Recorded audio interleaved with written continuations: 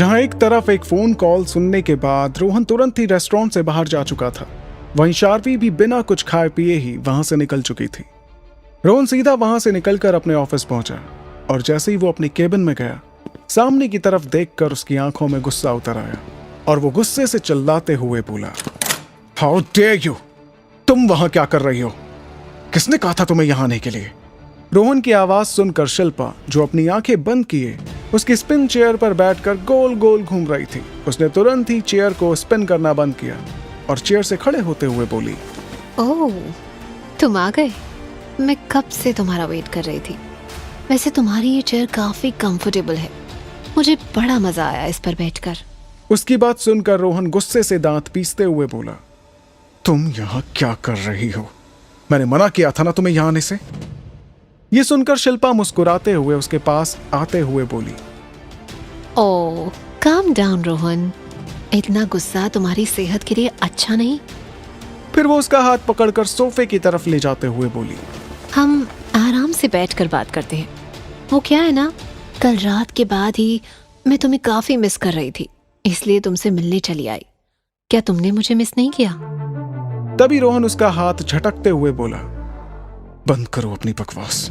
तुम्हारी फालतू की बकवास सुनने में मुझे कोई इंटरेस्ट नहीं है। इतना तो मुझे भी पता है कि मेरी शक्ल देखने तो तुम यहां नहीं आई होंगी, इसलिए जिस काम के लिए यहां आई हो वो बोलो और निकलो यहां से।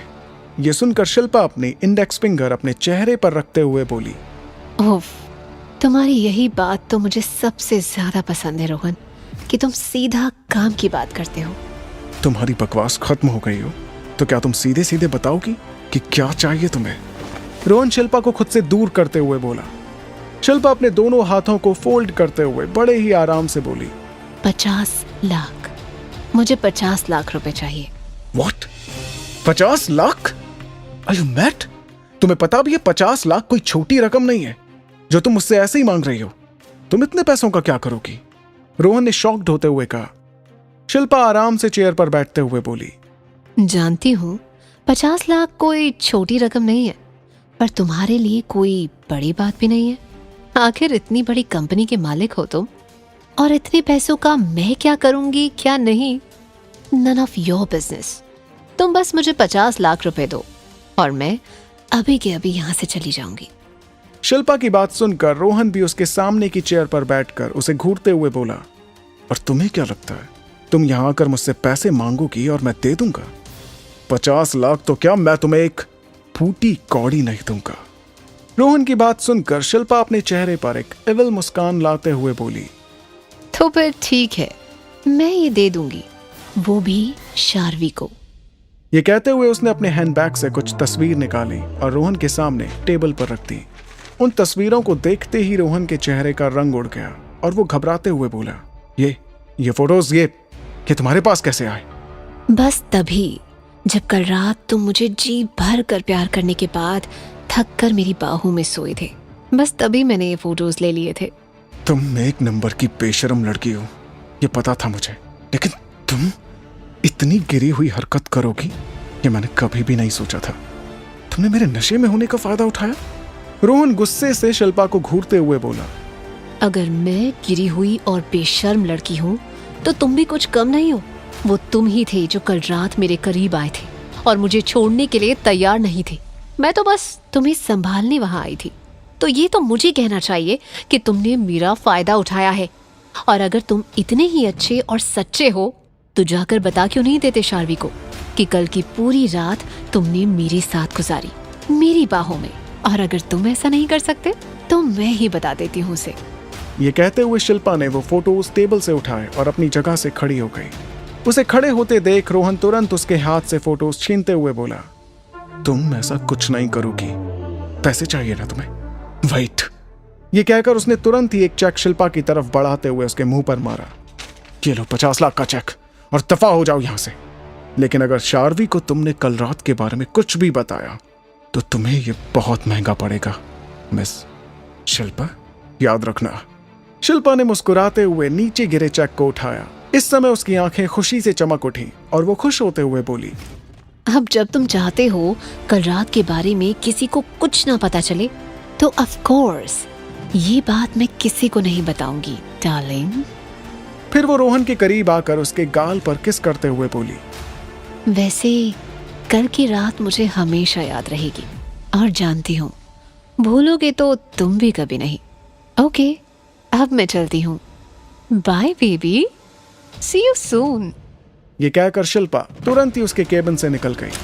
उसके जाते ही रोहन ने गुस्से से एक मुक्का टेबल पर मारा और चिल्लाते हुए बोला, कल रात इतनी बड़ी बेवकूफी कैसे कर सकता हूं? मुझे जल्दी इस शिल्पा का कुछ ना कुछ तो करना ही होगा, वरना ये मुझे ऐसे ही ब्लैकमेल करती रहेगी। लेकिन उससे पहले मुझे किसी भी तरह शार्वी से जल्द शादी करनी होगी, क्योंकि अगर एक बार शादी हो गई तो शार्वी मुझे छोड़कर कहीं नहीं जा पाएगी। और उसकी ये कहकर उसने तुरंत ही किसी को फोन मिलाया और बोला, पता करो शार्वी जॉब इंटरव्यू के लिए कहाँ जाने वाली है, और वो इन 3 दिनों में जहां जहां भी जाती है उसकी पल पल की खबर मुझे पहले मिलनी चाहिए। Got it? ये कहकर उसने फोन कट कर दिया और खुद से ही बोला, अब मैं भी देखता हूं इन 3 दिनों में तुम्हें जॉब कैसे मिलती है। अब तो तुम्हें मुझसे शादी करनी ही पड़ेगी मिस शार्वी। दूसरी तरफ रॉय मैंशन में एसआर अपनी कटी फटी हालत में धीरे धीरे घर के अंदर एंटर हुआ। हॉल में आते ही उसने चोर नजरों से चारों तरफ देखा, लेकिन किसी को वहां ना देखकर उसने चैन की सांस ली और मन ही मन बोला, रास्ता साफ है एसआर, इससे पहले कि किसी की नजर तेरी इस हालत पर पड़े चुपचाप निकल ले अपने कमरे की ओर। ये कहकर उसने धीमे धीमे अपने कदम सीढ़ियों की तरफ बढ़ाए। अपना एक हाथ अपनी कमर पर रखे और दूसरे हाथ से अपने एक पैर को पकड़े उसने अपना पहला कदम सीढ़ियों पर रखा ही था कि तभी उसे पीछे से एक आवाज सुनाई दी। एसआर, ये क्या हुआ तुम्हें? ये कैसी हालत बना रखी है तुमने? ये सब कैसे हुआ? उस आवाज को सुनते ही उसके सीढ़ियों की तरफ बढ़ते कदम अचानक ही रुक गए और वो मन ही मन बोला, ओह गॉड, की मॉम को भी अभी आना था। एसआर धीरे से पीछे मुड़ा और बनावटी हंसी हंसते हुए बोला, मॉम कुछ नहीं, बस वो एक छोटा सा एक्सीडेंट हो गया। उसकी बात सुनकर मिसेस रॉय उसके पास आई और घबराते हुए बोली, एक्सीडेंट? कैसा एक्सीडेंट? और छोटा सा एक्सीडेंट हुआ तो ये जगह जगह पट्टियां क्यों बंधी है? कैसे हुआ एक्सीडेंट? दिखाओ मुझे, तुम्हें कहाँ कहाँ चोट लगी है? उनकी बात सुनकर एसआर जल्दी से बोला, हे रिलैक्स मॉम, छोटी सी चोट है, ज्यादा नहीं लगी है। वो तो कुछ लड़के एक मासूम सी बेबी को एक मासूम सी लड़की को छेड़ रहे थे। और मॉम, आप तो जानती हैं कि मैं लड़कियों की कितनी इज्जत करता हूँ, मुझे सब देखा नहीं क्या, और मेरी उनसे थोड़ी सी हाथापाई हो गई। बस फिर क्या था मॉम, उसने मुझे दौड़ा दौड़ा के मैंने उन्हें दौड़ा दौड़ा के पीटा, बहुत पीटा मॉम, और थोड़ी सी मुझे भी लग गई। क्या? थोड़ी सी? लेकिन तुम्हें देखकर तो लगता है जैसे तुम्हें ज्यादा लगी है। सच सच बताओ, क्या हुआ है? मुझे अच्छे से देखने दो, तुम्हें कहाँ कहाँ लगी है, दिखाओ मुझे। ये कहते हुए मिसेस रॉय जैसे ही एसआर को देखने उसकी तरफ बढ़ी, वैसे ही एसआर बोल पड़ा, मॉम मैं बिल्कुल ठीक हूँ, कुछ नहीं हुआ है मुझे, रिलैक्स मॉम, मैं ठीक हूँ। ये कहते हुए एसआर तुरंत ही वहां से अपने रूम की तरफ भाग गया। सुनो तो एसआर, मुझे देखने तो दो। एसआर, वापस आओ, मेरी बात तो सुनो एसआर। ओहो, एक तो ये लड़का किसी की नहीं सुनता। पीछे से मिसेस रॉय गुस्से से चिल्लाती रहीं, लेकिन एसआर ने उनकी एक नहीं सुनी। अगले दिन एसन फैशन हाउस में इंटरव्यू के लिए आई शार्वी वेटिंग एरिया में बैठी काफी देर से अपनी बारी के आने का वेट कर रही थी। उसे यहाँ आए 2 घंटे हो चुके थे, लेकिन उसे अभी तक अंदर नहीं बुलाया गया था। एक एक करके सारे कैंडिडेट्स वहां से जा चुके थे। वो अपनी वॉच की तरफ देखते हुए खुद से ही बोली, इतनी देर हो चुकी है, एक एक करके सब लोगों को अंदर बुला लिया गया, इनफैक्ट वानी को भी। फिर अभी तक मेरा नंबर क्यों नहीं आया? अब तो मेरे अलावा यहाँ कोई भी नहीं बचा। तभी वानी भी वहां पहुंची। उसको देखते ही शार्वी बोली, कैसा रहा सब? क्या तुम्हें ये जॉब मिला? उसकी बात सुनकर वानी बोली, सब ठीक था, उन्होंने बोला है वो बाद में इन्फॉर्म करेंगे। पर तू बता, तू अब तक यहाँ क्यों बैठी है? उसकी बात सुनकर शार्वी परेशान होते हुए बोली, पता नहीं यार, इन लोगों ने मुझे अभी तक बुलाया ही नहीं। रिसेप्शन पर जितनी बार पता किया तो वेट करने को बोल दिया। अब तो सब जा भी चुके हैं। फिर वानी बोली, हाँ यार, काफी देर हो चुकी है, अब तक तो तेरा नंबर भी आ जाना चाहिए। चल फिर से पता करते हैं। तभी शार्वी उस लड़की के पास जाकर फिर से पता करती है जो कैंडिडेट्स को अंदर बुला रही थी। एक्सक्यूज मी मैम, क्या आप मुझे बता सकती हैं मेरा नंबर कब तक आएगा? मैं यहाँ काफी देर से इंटरव्यू के लिए वेट कर रही हूँ। अब तक सब कैंडिडेट्स को बुलाया जा चुका है, लेकिन मेरा नाम अब तक नहीं लिया गया। उसकी बात सुनकर उस लड़की ने पहले शार्वी को घूर कर देखा, फिर बोली, आपका नाम? शार्वी गोइंका। शार्वी ने बड़ी ही पोलाइटली जवाब दिया। उसका नाम सुनकर वो लड़की शार्वी को अजीब तरह से घूरते हुए बोली, सॉरी मिस, लिस्ट में आपका नाम कहीं नहीं है। उसकी बात सुनकर शार्वी तुरंत ही बोली, क्या लिस्ट में नाम नहीं है? ऐसा कैसे हो सकता है? हमें तो अपनी बारी आने के लिए वेट करने को बोला गया था और हम काफी देर से वेट कर रहे हैं। आप एक बार फिर से चेक करिए मैम। ये सुनकर वो लड़की मुंह बनाते हुए बोली, जब मैंने कहा कि आपका नाम नहीं है तो मतलब नहीं है, और अब आप यहाँ से जा सकती हैं क्योंकि इंटरव्यू कंप्लीट हो चुके हैं। क्या? बट ऐसे कैसे? हम यहाँ इतनी देर से वेट कर रहे हैं। हमारा इंटरव्यू लिए बिना ही आप ये कैसे कह सकती हैं? शार्वी गुस्से से झल्लाते हुए बोली, मैंने कहा ना, यहाँ अब कोई इंटरव्यू नहीं हो रहे। टाइम ओवर हो चुका है, अब जाओ यहाँ से। उस लड़की ने कहा, और फिर बिना शार्वी की कोई बात सुने वो वहां से अपने बॉस के केबिन में चली गई। उसके केबिन में आते ही उसका बॉस बोला, क्या वो लड़की चली गई? उसकी बात सुनकर वो लड़की बोली, जी सर, मैंने उन्हें बोल दिया कि इंटरव्यू कंप्लीट हो चुके हैं, वो यहाँ से जा सकती हैं। वैसे वो काफी देर से वेट कर रही थी। उसकी बात सुनकर उसका बॉस बोला, जानता हूँ, उस लड़की को जॉब पर रखकर हमें मिस्टर मल्होत्रा से दुश्मनी थोड़ी मोल लेनी थी। आखिर उन्होंने हमें एक बड़ी डील ऑफर की है इसके बदले। फिर उसने अपना फोन उठाया और किसी को फोन लगाते हुए बोला, सर, जैसा आपने कहा था वैसा हो गया है। जी, मैंने बिल्कुल वैसा ही किया। जी जी मिस्टर मल्होत्रा, अब बस आप ये डील याद रखिएगा। ये कहकर उसने खुश होते हुए कॉल कट कर दिया। दूसरी तरफ शार्वी उस ऑफिस से बाहर निकलकर परेशान होते हुए वानी से बोली, मुझे तो समझ ही नहीं आ रहा वानी, हमारे साथ हो क्या रहा है? सुबह से हम जहाँ जहाँ इंटरव्यू के लिए गए वहाँ सब हमें मना कर रहे हैं। कहीं पहले ही वैकेंसीज फुल हो जाती हैं तो किसी की रिक्वायरमेंट पर हम फिट नहीं होते, और यहाँ तो हमें इतनी देर बैठाकर वेट भी करवाया और बिना इंटरव्यू दिए वापस भी भेज दिया। हमारा इतना टाइम वेस्ट हो गया कि अब कहीं इंटरव्यू के लिए जा भी नहीं सकते। अब कल का दिन ही है हमारे पास, अगर कल भी हमें जॉब नहीं मिला तो? उसकी बात सुनकर वानी उसे दिलासा देते हुए बोली, रिलैक्स यार, तू परेशान मत हो। आज नहीं मिली तो कोई बात नहीं, अभी कल का दिन है तेरे पास, कल तक तुझे जॉब मिल जाएगा। पता नहीं वानी, क्या है मेरी किस्मत में, कल भी जॉब नहीं मिला तो फिर मुझे दादी की बात मानकर रोहन से शादी करनी ही होगी। लेकिन तुम क्यों मेरे साथ हर जगह इंटरव्यू के लिए जा रही हो?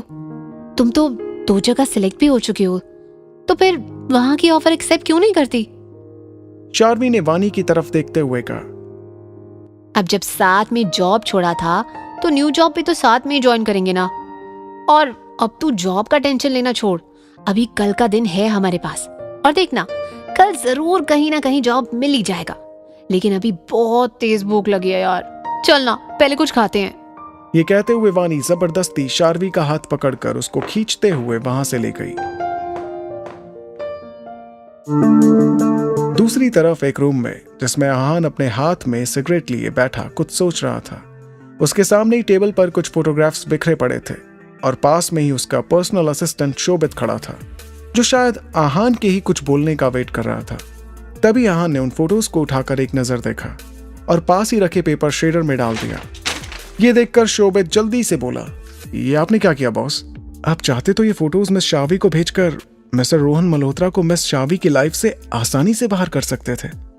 ये फोटोज देखकर ही मिस शार्वी मिस्टर मल्होत्रा से तुरंत ही सगाई तोड़ देंगी कि उनका मंगेतर और उनकी बहन उन्हीं की पीठ के पीछे उन्हें धोखा दे रहे हैं। पर आपने... शोभित की बात सुनकर आहान ने एक नजर घूर कर उसकी तरफ देखा, लेकिन कुछ कहा नहीं।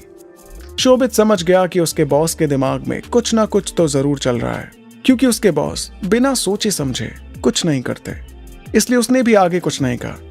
तभी उसके कानों में आहान की आवाज पड़ी, शोभित, हमारे ऑफिस में फीमेल डिजाइनर की पोस्ट के लिए एक एडवर्टीजमेंट दो। उसकी बात सुनकर शोभित जल्दी से बोला, पर सर हमारे यहाँ तो स्टाफ ऑलरेडी फुल है। शोभित ने इतना कहा ही था कि तभी आहान ने अपनी गहरी नजरों से उसकी तरफ घूर कर देखा ये देखते ही शोभित घबराते हुए जल्दी से बोला, अब ओके बॉस, समझ गया, मैं अभी ये काम करता हूं। ये कहते हुए वो तुरंत ही उस रूम से बाहर भाग गया। मानो वो 1 सेकंड भी अगर वहां रुका तो आहान उसे कच्चा चबा जाएगा।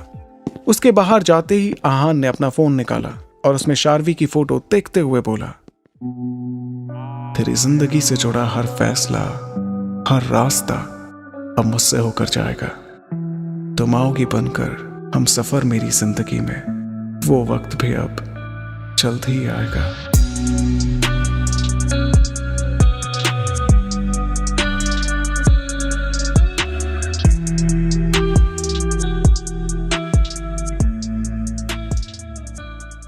हेलो फ्रेंड्स, मैं हूं आरजे रेवांश एंड होप कि आपको ये स्टोरी पसंद आ रही होगी। सबसे पहले आप सभी का दिल से शुक्रिया कि आप मेरी स्टोरी को इतना पसंद कर रहे हैं, मुझे इतना सपोर्ट कर रहे हैं। वैसे तो आप सब मेरी स्टोरी को सपोर्ट कर रहे हैं, पर मैं स्पेशली थैंक्स कहना चाहूँगा समिधा और मीनाक्षी जी का, जिन्होंने अभी तक हमारी स्टोरी को स्पॉन्सर किया है। फ्रेंड्स, आपके छोटे छोटे एफर्ट्स हमारी स्टोरी को आगे बढ़ाने में हमारी बहुत हेल्प कर सकते हैं, इसलिए जितना हो सके स्टोरी को शेयर कीजिए, चैनल को सब्सक्राइब कीजिए, ताकि हम ज़्यादा से ज़्यादा एपिसोड्स अपलोड कर सकें। हंसते रहिए, मुस्कुराते रहिए और सुनते रहिए रेवांश को।